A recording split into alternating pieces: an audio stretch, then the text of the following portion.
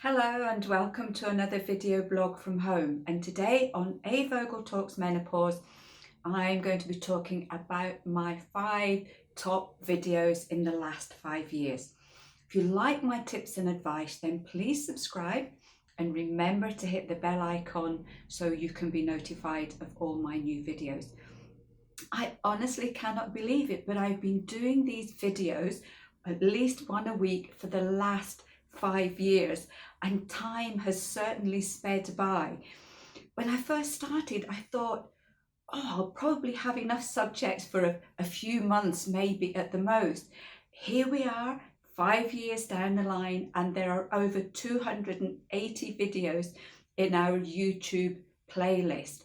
And the great thing is that it's you, all you lovely viewers, are the ones that help me to decide what I'm going to talk about.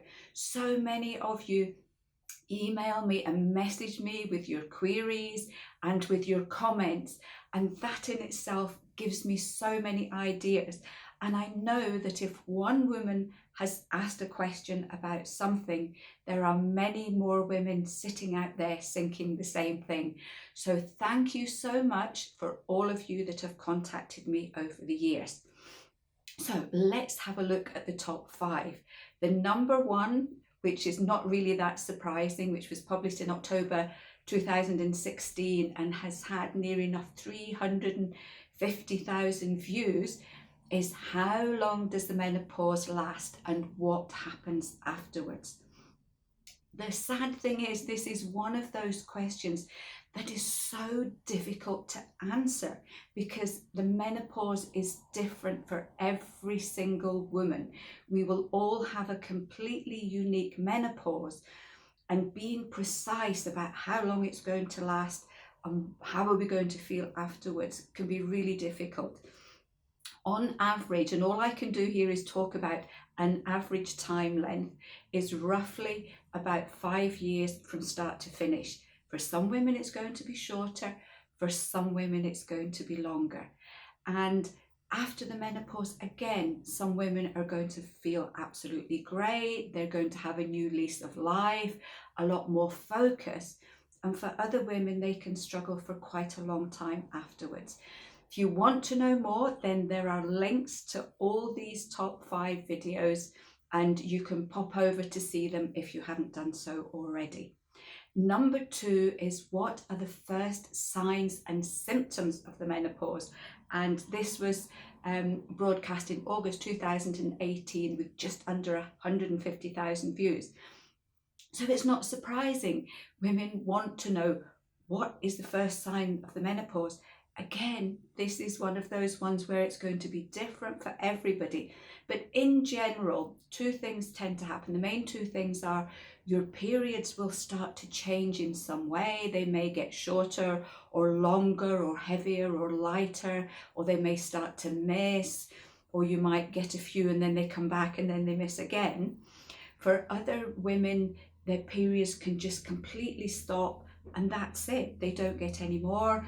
For other women, their periods can stop and then a year or 2 later, everything can start up again. So that's one of the first signs. The other thing that can happen is that you can get completely normal periods right up until the end, but your mood and emotions and other physical symptoms can pop up, such as hot flushes. So you can be getting completely normal periods, but you also start to get menopause symptoms. That'd be things like hot flushes, aches and pains. Your mood may be much more pronounced each month, or you might get exaggerated PMS symptoms as well. But again, remember, this is different for every single one of you. Number 3 is all about weight, and it's about the weight around the middle, or that spare tire. And this was broadcast in 2016 and we had about 124,000 viewers, and it's still ongoing. This is one of those ones that I think is probably going to run. The majority of women do suffer from weight issues in the menopause. For some it can be a little, for others weight can really start to increase quite quickly. If it's weight around the middle, this is usually an indication that your nervous system is pulled in. And this is very often to do with flight or fight, and your body is just basically trying to hold on to as much energy as it can in case there's another emergency coming round the corner. Normal means of trying to get rid of the weight, such as cutting calories, cutting fat, and exercising like mad, will not help and can very often cause weight gain. So if this is you, there are some really simple things that you can do, simple diets to follow. So just follow the link for more information. Number 4 is 5 serious symptoms in the menopause that you shouldn't ignore. Unfortunately, when we start going through the menopause and we get symptoms or we get ailments, they very often all get blamed on the menopause, and then they don't get looked into further. So these 5 ailments are ones that you need to double check with your doctor, and they should not just be dismissed as being part of the menopause. They really need checking out and treating if necessary. So these can be things like prolonged bleeding. This is quite common on the run up to the menopause, but if you are bleeding continually for weeks at a time, then you need to double check for things like fibroids, polyps, a prolapse, or even something that little bit more serious. So this is one. If you are bleeding for more than a couple of weeks, so it's not that much longer than what a normal period would be, especially if it keeps happening or you keep getting very short spaces between periods, please do get this one checked out. And number 5, which was a really surprising one, and that was 7 fatty foods that you need in the menopause. And this was in January 2019, and there was about 75,000 looks at it.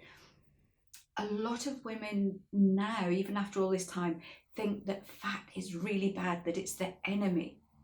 In the menopause, you need enough fat to make hormones. So here you are at a stage in your life where you need all the hormones you can get.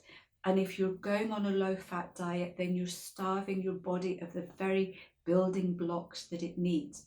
We also need fat for brain function, to keep our memory sharp.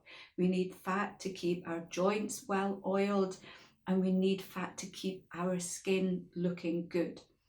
But it's like everything else, it needs to be the right fats in moderation and taken on a daily basis.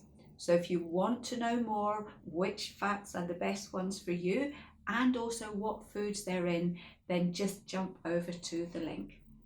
So I hope you found this helpful and interesting, and I am just so grateful to still be here talking about the menopause and helping you lovely ladies. And again, please keep those questions and comments coming in, because they are so helpful for me and also for all other women out there.